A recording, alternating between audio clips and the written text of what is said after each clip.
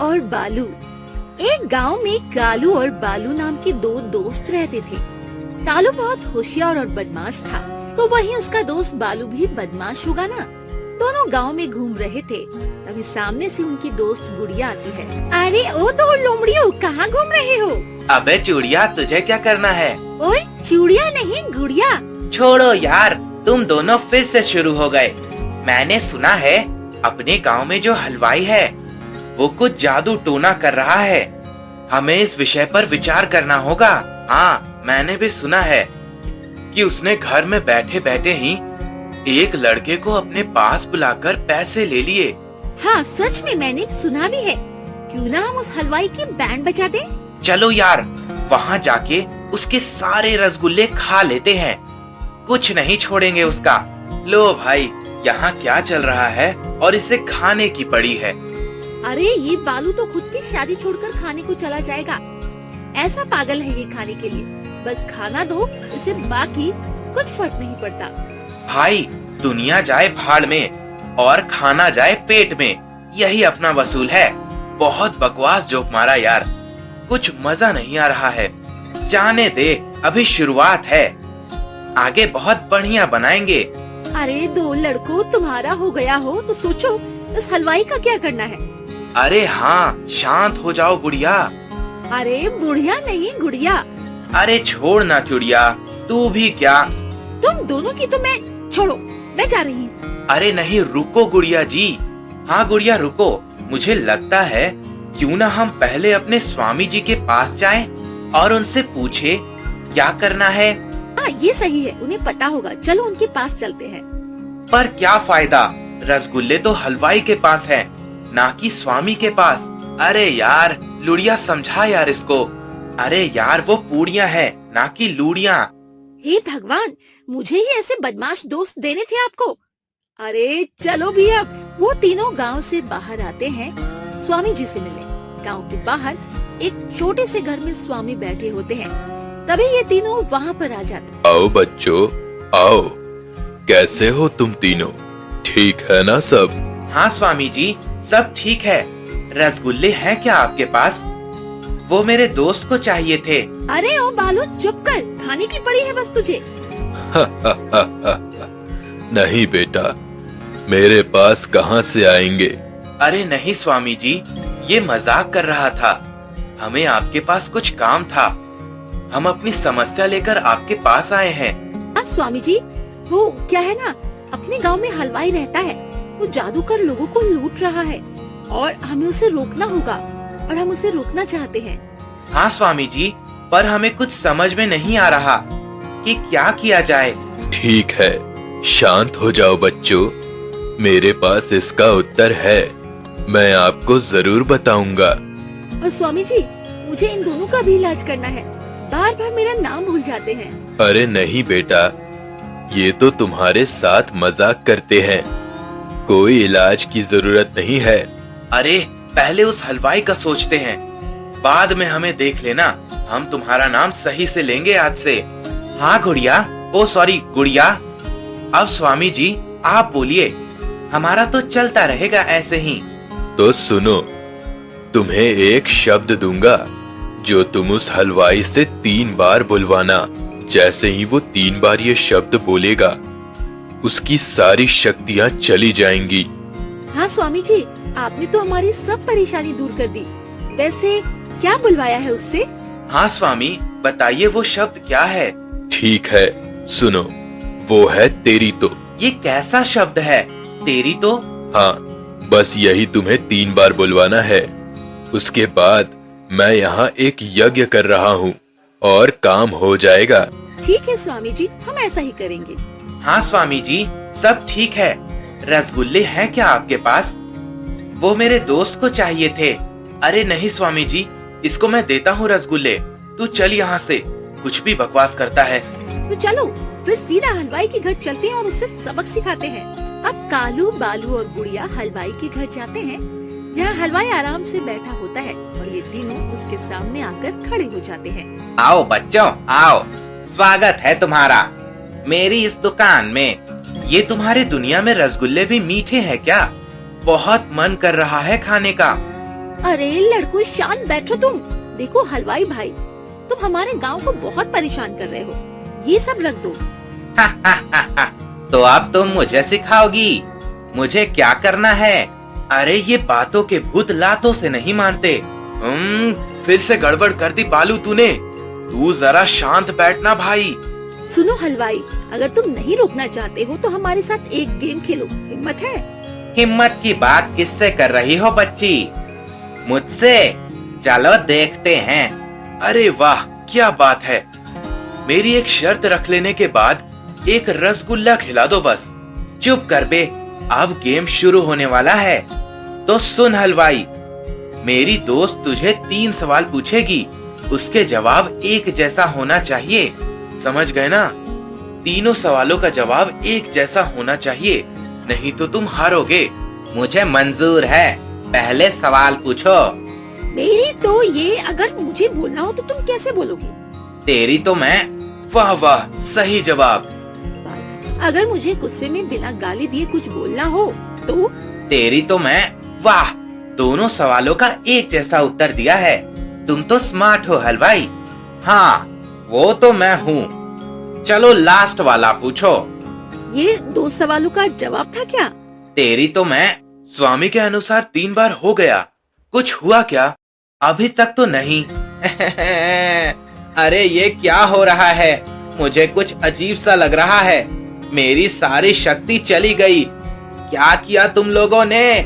अब तो किसी को परेशान नहीं कर पाएगा। तेरी सारी शक्तियाँ चली गई। अब गांव वाले चैन से रहेंगे और ये तड़पता रहेगा। हाँ यार, पर मेरा रसगुल्ला। आहा। तो इस तरह कालू, बालू और गुड़िया ने गांव को हलवाई से बचा लिया और अपने अपने घर में खुशी से चले गए। तो मिलते हैं अगले पार्ट पर गांव में एक बहुत ही अनोखी बात हुई। गांव के सबसे पुराने झुनझुने का चोरी हो गया, वो भी स्कूल के खेलकूद मेले से ठीक एक दिन पहले। अब बच्चों के पास खेलने के लिए कुछ भी नहीं बचा था। यहीं से शुरू होता है कालू, बालू और गुड़िया का मिशन, झुनझुना वापस लाओ। अरे मोटू महाराज, दिन के 10 बज गए हैं। अब तो उठ जा, वरना सूरज खुद आकर तेरे पेट पर खिंचाई करेगा। सपने में मैंने देख लिया कि मैं रसगुल्ले के समंदर में तैर रहा हूँ। तुमने बीच में से खींचकर मेरा मीठा सपना तोड़ दिया। रसगुल्ले छोड़, असली दुनिया में झुनझुना चोरी हो गया है। स्कूल वाले कह रहे हैं कि मेले में बच्चों को कुछ देने को बचा ही नहीं। क्या? मेला कैंसिल? और मतलब मिठाई नहीं, समोसे नहीं, झूले नहीं? नहीं, ये अत्याचार है।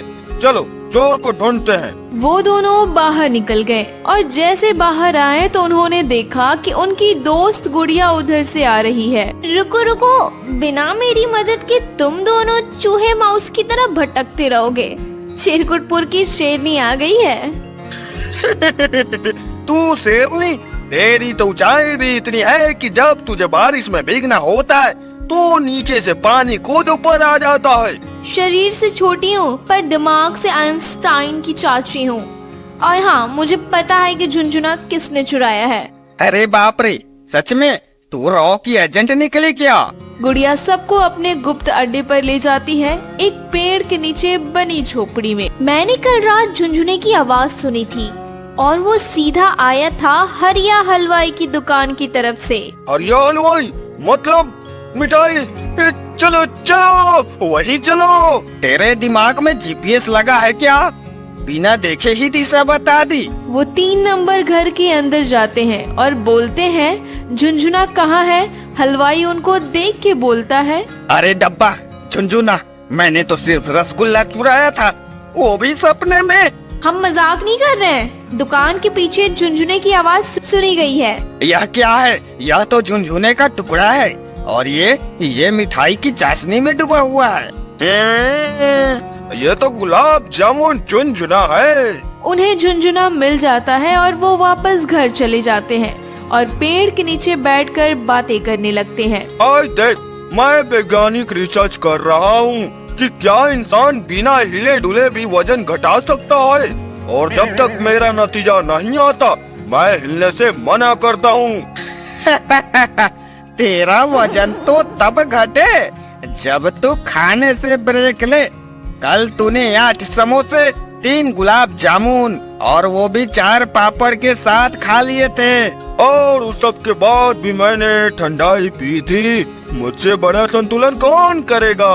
मेरा पेट ही मेरा साइंस प्रोजेक्ट है। अरे ओ दो आलसी लोमड़ियो, तुम्हारा दिमाग गर्मी से भाप बनकर उड़ गया है क्या? मैं सुबह से देख रही हूँ तुम दोनों पेड़ के नीचे बकर बकर कर रहे हो। लो आ गई गांव की प्रधानमंत्री। बताओ बहन जी, आज कौन सा नया नियम लागू होने वाला है? घोषणा संख्या 1, आज से कोई भी लड़का बिना दिमाग लगाए बोलने पर जुर्माना देगा और जुर्माने में होगा गुलगुले। गुलगुले कहाँ है? कितने हैं? और जुर्माना कौन लेगा? मतलब क्या हम जमीन में खुद ही गुलगुले खा सकते हैं? देखो दोस्तों, अब हमें एक बड़ा काम करना चाहिए, कुछ ऐसा जिससे हमारा नाम गांव के इतिहास में लिखा जाए। बिल्कुल सही कहा, पहले पेट फिर सेट। तो चलो ना एक गेम खेलते हैं, दिमागी। आज हम तीनों एक दूसरे के दिमाग की ऐसी बैंड बजाएंगे कि हंसी रुकने का नाम न ले। मुझे मंजूर है, लेकिन शर्त ये है कि जो सबसे बेवकूफ जवाब देगा उसे बाकी दोनों हंसी रोकने की सजा देंगे। इतिहास में? मुझे तो भूख लग रही है, पहले बिस्कुट का इंतजाम करो, फिर इतिहास की बात करेंगे। मैं पहले सवाल पूछता हूँ, बताओ बताओ, दुनिया का ऐसा कौन सा पक्षी है जो उड़ता भी नहीं मगर उड़ता हुआ दिखता है? ये तो चालाक सवाल है। अरे पागल, वो है गुब्बारे वाला कबूतर। गलत जवाब है, पतंग। वो दिखती तो पक्षी जैसी है मगर असल में वो है कागज की उड़न चप्पल। वाह, आज तो बालू ने हंसते हंसते मेरे पेट में दर्द करवा दिया। अब मेरी बारी। बताओ, ऐसा कौन सा फल है जो खाते ही इंसान गाना गाने लगता है? अरे ये तो आसान है, आम। क्योंकि आम आदमी गाना गाता है। ओ, तेरे जवाब से तो मेरा दिमाग आमचूर हो गया है। नहीं पागलो, जवाब है गाना केला। मतलब केला खाते ही आदमी करने लगता है। कालू भाई, तेरा जोक इतना सूखा था कि उसे खाकर ऊंट भी पानी मांगने लगे। हमें कुछ बड़ा करना चाहिए। चलो एक काम करें, आज गांव के सबसे ऊंचे पेड़ पर चढ़कर दुनिया के सबसे ऊंचे ठहाके लगाते हैं। नहीं बहन जी, मुझे ऊंचाई से डर लगता है। मैं तो जब चरपाई पर चढ़ता हूँ तब भी नीचे तकिया बिछाता हूँ। बालो, डर से लड़ना सीख, वरना जिंदगी भर समोसे खाने को भी डर लगेगा। क्या समोसे भी खतरे में आ सकते हैं? चलो, मैं पेड़ पर चढ़ने को तैयार हूँ। सोचो सोचो, अगर हमारी गप्पे इतने मजेदार हैं, तो क्यों ना हम एक शो शुरू करें, गप्पों की स्टूडियो। हाँ, और मैं बनूंगा एंकर कालू सिंह जक्का। और मैं बनूंगा बालू बकबक, जो हर सवाल का उल्टा जवाब देगा। अरे मैं रहूंगी शो की प्रोड्यूसर, डायरेक्टर, स्क्रिप्ट राइटर और एडिटर, मतलब सब कुछ। तो सब कुछ बन गई, तो हम क्या चाय बनाएंगे शो में? तू चाय भी नहीं बना सकता? तेरा काम है हंसना और हंसाना, हंसी, दोस्ती और थोड़ी सी पगलाई, यही है जिंदगी का असली मिठा। गाँव सुखनपुर एक ऐसा गांव था जहां लोग दिन भर मेहनत करते थे और शाम को पीपल के पेड़ के नीचे बैठकर गपशप करते थे। उसी गांव में रहते थे रामू और उसकी पत्नी कोमल। दोनों बड़े ही हंसमुख और चतुर थे। रामू हलवाई था और कोमल घर के काम के साथ साथ सब्जी बोने का काम भी करती थी। एक दिन रामू घर में बैठा था, तभी वहाँ पे कोमल आती है और रामू से कहती है, हाजी सुनते हो, आज फिर खाट पर बैठे रहोगे या कुछ काम भी करोगे? अरे भाग्यवान, खाट पर बैठना भी तो एक कला है, ऐसे थोड़ी सबको आती है। पेट नहीं है, अनुभव का घड़ा है। जितना बड़ा पेट उतना बड़ा अनुभव। तो फिर चलो अनुभव लेकर खेत में थोड़ी घास ही काट लो, गाय भूखी बैठी है हमारी यहाँ। तुम तो सीधी सादी दिखती हो, लेकिन बातों से तो पूरी चतुर लगती हो। हाँ बेबी, अगर चतुर ना हो तो पति राजा बनते बनते भी चोकर बन जाए। दोनों हंसते हंसते खेत की ओर चल दिए। रास्ते में दोनों बातों में मशगूल हो गए। खेत पहुंचते ही दामू ने देखा कि आसपास पड़ोस के खेतों में फसलें खूब लहरा रही थी, मगर उसके खेत में फसल थोड़ी कमजोर थी। दामू चिंता में आया और कोमल से कहता है, हमारे खेत की फसल देखो, दूसरों के मुकाबले कितनी कमजोर लग रही है। पानी तो सही दिया था ना, शायद खाद कम पड़ गई हो। अब क्या करें, अगर फसल ही ठीक नहीं रही तो इस बार मेले में मिठाई की दुकान कैसे सजाएंगे। दोनों घर वापस चले जाते हैं और अगली सुबह कोमल दामू को बोलती है, ओ महाराज, आज तो सूरज भी हार मान गया, उठो भी। अरे भाग्यवान, मैं तो ध्यान कर रहा हूँ, शरीर विश्राम में है, आत्मा परिश्रम में है। तेरी आत्मा इतनी कमजोर है कि भगवान भी माथा पीट ले। कामचोर नहीं, समझदार, जो बिना दौड़े आराम पाले, वही सच्चा ज्ञानी है। अच्छा ज्ञानी महाराज, जरा रसोई में आकर पराठे भी पलटा दो, वरना ज्ञान की भट्टी में जला जाएंगे। ओ भाग्यवान, तेरे प्रेम में अब ज्ञानी भी झुक गया है। बस सुनिए जी, सोच रही थी कि एक गाय और ले लूं, लल्ली अकेले बोर हो जाती है ना। एक और पहले वाली की सेवा में जो जान चली जाती है ना, अब दूसरी आएगी तो दोनों के सामने में ही कैसे निभाऊंगा। क्यों नहीं, वैसे भी कामचोर लोग गाय ही बनते हैं। तू तो मुझे 4 पैरे वाला बना के ही छोड़ेगी। 4 पैर वाले तो फिर भी काम के होते हैं, तू तो 2 पैर पर ही आलस में रिकॉर्ड तोड़ चुका है ना। कोमल, सोच रहा हूँ खेत में आम का पेड़ लगाऊं। ऐसे भी क्या बेइज्जती, मैंने भी एक गुलाब का पौधा लगाया था ना। ऐसे भी क्या बेइज्जती, मैंने भी एक गुलाब का पौधा लगाया था ना। अच्छा, और वो गुलाब का पौधा तो भूख से मर गया था, तुमने उसे पानी पीने के बजाय खुद दोपहर में उसके पास सुस्ता गया था, सो गए थे ना। क्या करूँ, गुलाब की भी किस्मत खराब है। किस्मत नहीं जी, मेहनत खराब है, मेहनत। अब की बार सच्ची मेहनत करूँगा कोमल, पेड़ भी लगाएंगे, खेत भी चमकाएंगे हम। मैं जानती हूँ तुम कर सकते हो, बस आलस को तिलांजलि देनी पड़ेगी तुम्हें। हाँ, आलस की तेरी तो हाथ सही है। सुनिए, अब आप ना मुस्कुराइए, मुस्कुराइए जरा, तो लगता है सब ठीक हो जाएगा, मुस्कुराए तो। और जब तू डांटती है तो लगता है भगवान भी लाइन में लग गए हैं। चलो दोनों मिलकर इस घर को मंदिर बनाते हैं, चलो। जब घर में तू है तो घर को कब मंदिर बन चुका है, अब ये घर नहीं। तो फिर चलिए महाराज, कल से खेत में आम का पेड़ भी लगाएंगे और काम भी करेंगे ना। हाँ भाग्यवान, अब दामू नहीं, मैंने तो दामू का लाऊंगा। सुनो ना, एक सपना देखा है। सपना? क्या है सपना? मैंने ना सोचा है अपना एक छोटा सा होटल खोलेंगे, गांव में पहला होटल, जहाँ हर कोई आए, खाए, मुस्कुराए, है ना। होटल? हम? और क्या नाम रखेंगे होटल का? प्यार की रसोई ना। वाह, और उसमें मैं बदल दूंगा। नहीं जी, तुम ग्राहक को हंसाने का काम करोगे, खाना मैं बताऊंगी और तुम कहानियाँ सुनाओगे। हाँ, तो फिर हर थाली के साथ एक चुटकुला मुफ्त मिलेगा। और जो उन्हें हंसेगा उसे 2 रुपया कम मिलेगी। अरे नहीं, फिर तो लोग जबरदस्ती हंसेंगे, बिल्कुल तेरी तरह।